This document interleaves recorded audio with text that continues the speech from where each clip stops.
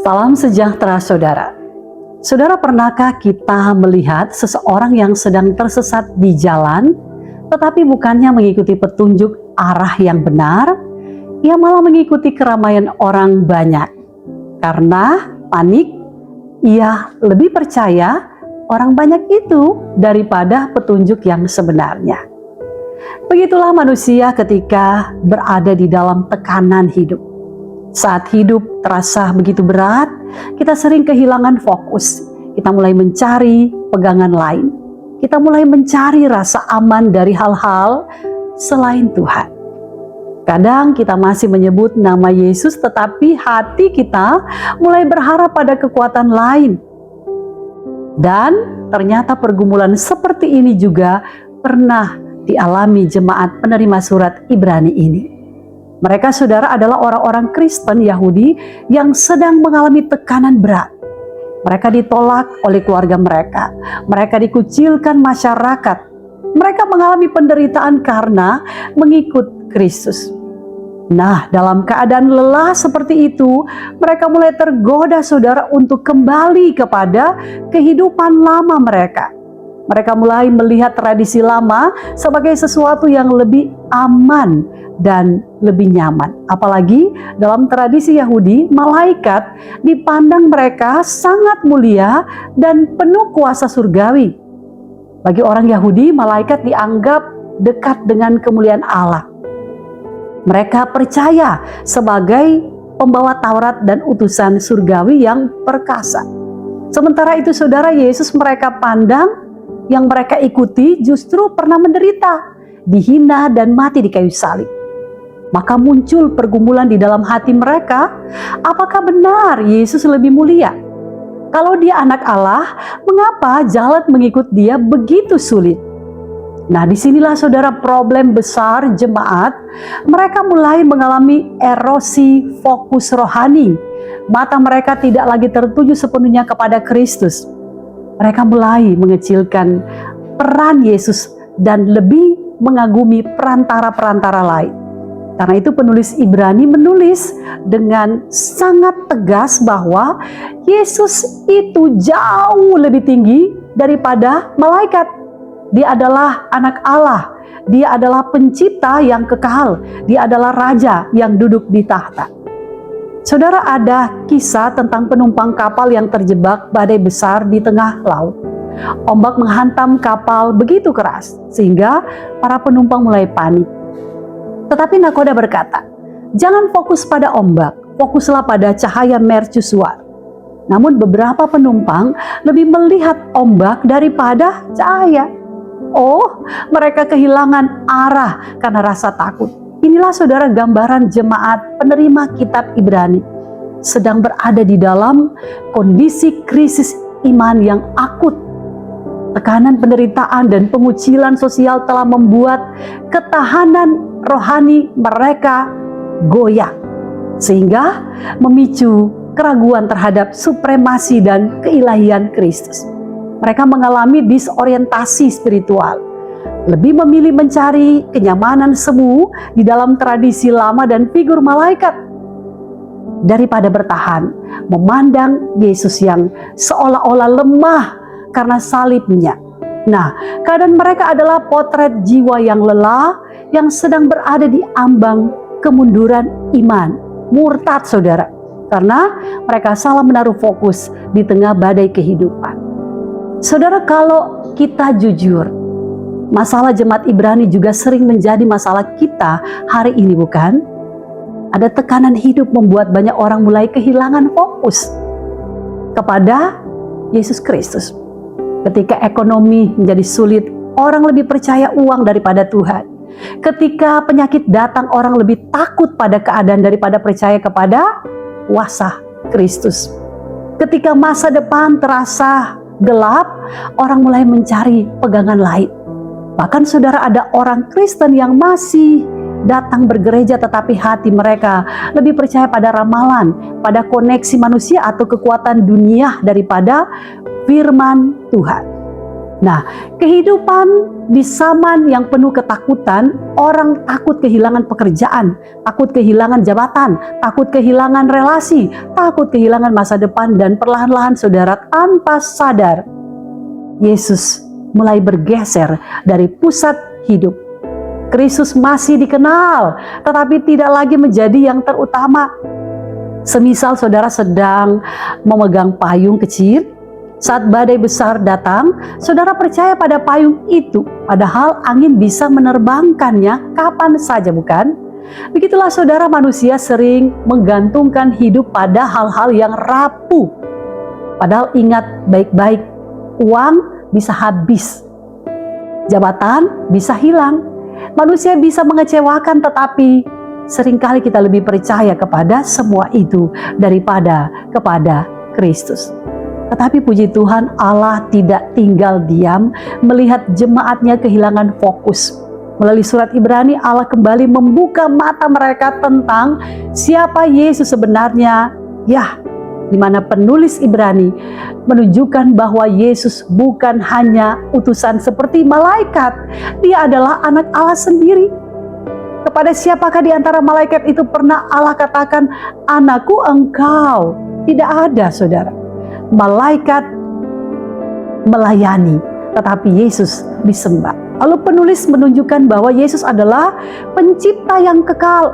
Langit dan bumi akan lenyap, tetapi engkau tetap. Artinya ketika dunia berubah, Kristus tetap sama, dan akhirnya penulis membawa jemaat kepada puncak penegasan, duduklah di sebelah kananku. Ya, Yesus saudara duduk di tahta sebagai raja, tetapi malaikat hanyalah pelayan. Kristus adalah penguasa ilahi. Jawaban Allah bagi jemaat yang mulai goyah, jangan mengalihkan matamu dari Yesus, karena hanya Dia Raja yang sejati.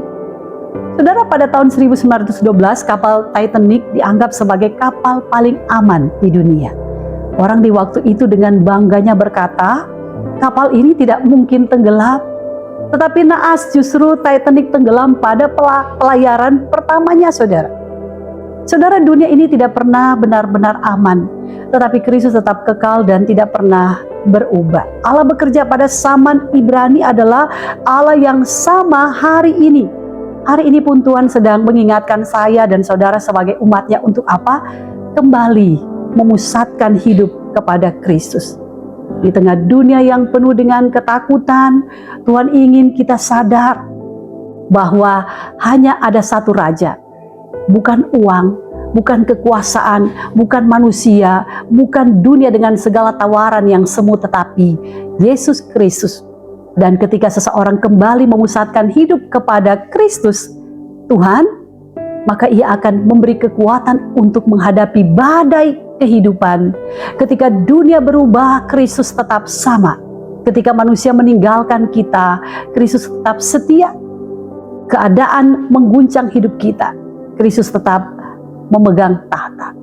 Saudara, di dalam pertandingan sepak bola, pemain bisa panik karena teriakan penonton dan tekanan lawan. Tetapi selama mereka masih mendengar suara pelatih mereka di dalam permainan, mereka tetap bisa diarahkan.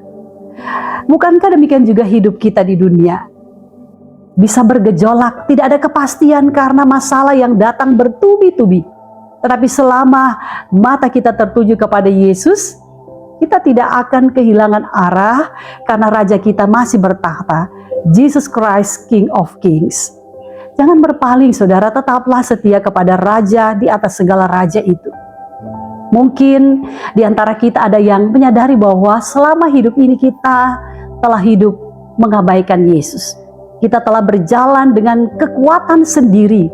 Kita telah menaruh harapan pada dunia dan menyingkirkan Kristus dari tahta hati kita secara sengaja atau tidak. Namun ketahuilah, kasih-Nya tidak pernah berubah, saudara. Seorang pria bernama Gary Parks, saat gedung apartemen terbakar hebat, semua penghuni panik berlari keluar menyelamatkan diri. Api membesar dengan cepat. Asap hitam memenuhi lorong-lorong bangunan. Di tengah kekacauan itu, Gary mendengar ada suara tangisan seorang anak kecil dari lantai atas.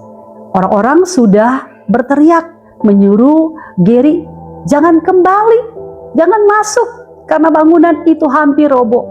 Tetapi saudara, Gary tetap berlari masuk kembali menembus api dan asap yang pekat.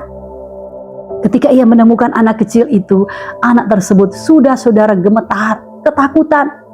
Sambil menangis saudara memanggil nama ibunya. Gary memeluk anak itu erat-erat dan berkata, "Pegang saya tidak akan meninggalkanmu." Saudara, Gary akhirnya berhasil menyelamatkan anak itu. Dia menggendong anak itu meskipun tubuhnya sendiri mengalami luka bakar cukup parah. Setelah selamat, anak kecil ini saudara terus menangis sambil berkata, "Waktu semua orang lari, Bapak ini datang kembali untuk saya." Saudara, bukankah itu gambaran kasih Kristus kepada manusia, kepada saya dan saudara ketika dunia ini dipenuhi dosa, ketika hidup manusia terbakar oleh ketakutan, kegagalan, penderitaan, dan maut, Yesus tidak meninggalkan kita. Dia datang ke dunia untuk menyelamatkan manusia yang tidak sanggup menyelamatkan dirinya sendiri. Yesus Kristus masuk ke dalam penderitaan kita. Dia memikul salib, dia rela terluka dan mati supaya kita memperoleh hidup. Dan mungkin hari ini ada yang merasa hidupnya sedang terbakar, ada yang lelah menghadapi masalah, ada yang kecewa, ada yang hampir menyerah. Bahkan mungkin merasa Tuhan begitu jauh darinya. Tetapi dengarkanlah baik-baik saudara, Raja kita tidak pernah meninggalkan umatnya. Yesus masih datang menghampiri hati yang hancur. Dia masih memanggil nama saudara dan nama saya untuk kembali percaya kepadanya.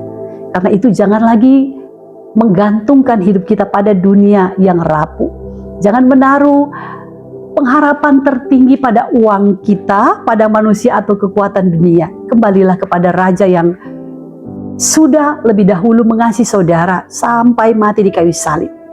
Hanya ada satu Raja saudara yang tetap setia sampai akhir, Yesus Kristus, Raja di atas segala raja.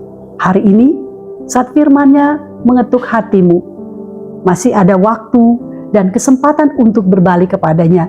Pintu anugerah masih terbuka lebar. Kembalilah kepadanya saudara. Taruhlah kembali seluruh hidupmu di bawah kaki tahtanya.